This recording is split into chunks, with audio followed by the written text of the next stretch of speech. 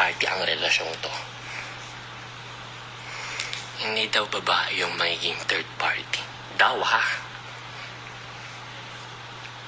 Ang magiging third party daw kung sakali ni lalaki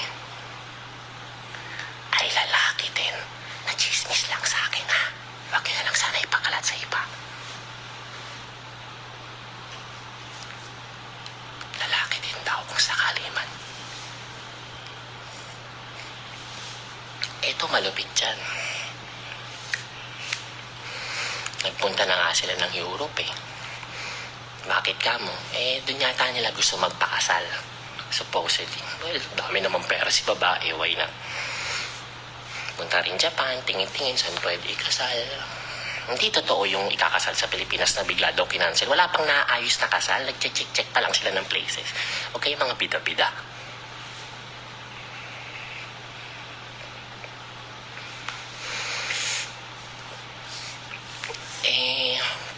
Napagkasunduan yata na bago ang kasal. Na ito napansin ko lang din sa pananalita ni Tito Boy, no? Napansin ko lang.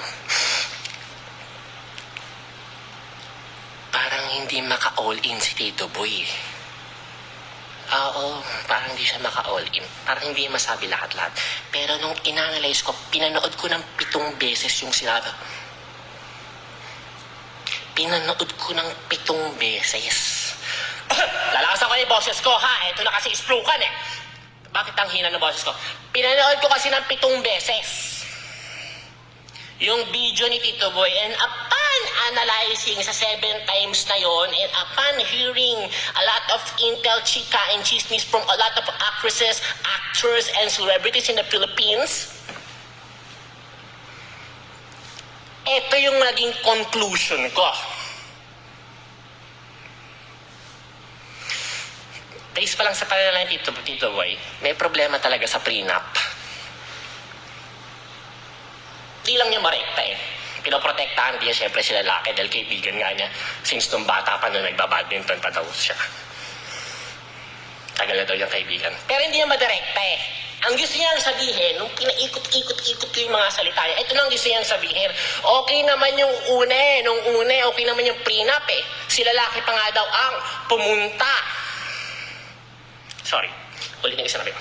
Si lalaki pa nga daw ang nag-approach sa nanay ni babae na willing daw siyang pumirma ng prenuptial agreement. So anong gusto mong i-point out, Tito Boy? Anong gusto mong i-point out, Bea Bundang?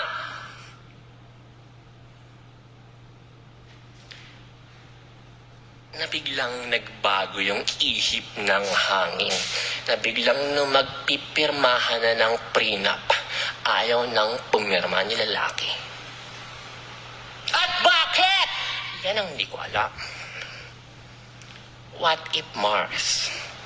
What if yung pag-approach ni lalaki sa nanay ni babae na willing daw siya noon pa na pumirma ng prenup ay play lang pala?